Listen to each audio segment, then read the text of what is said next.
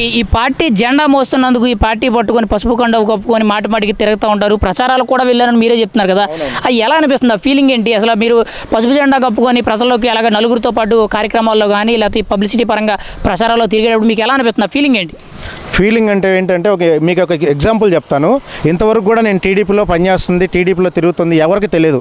ఒక మీ ఛానల్ తరపు నుంచి ఎప్పుడు కూడా నేను బయటకు వెళ్ళి నేను టీడీపీ పార్టీలో చేస్తాను, నాకు అది చేయండి ఇది చేయండి అని చెప్పేసి అడిగింది లేదు. ఎక్కడైనా అప్లికేషన్ పెట్టిన కాడ కానీ ఏదైనా పథకాలు ఇచ్చిన కాడ కానీ ఒకసారి బయటకు వచ్చి ప్రచారాలు జరిగేటప్పుడు ఆ టీడీపీ కండ వేసుకొని ఒక టీడీపీ జెండా పట్టుకోగానే లేనిపోని అదొక ఎమోషన్ బయటకు వచ్చేస్తుంది. అదొక ఇది మన ఏమంటే మన బలం, ఇది మనం ఇక్కడ ఉండాలి, ఇది మన టీడీపీ జెండా.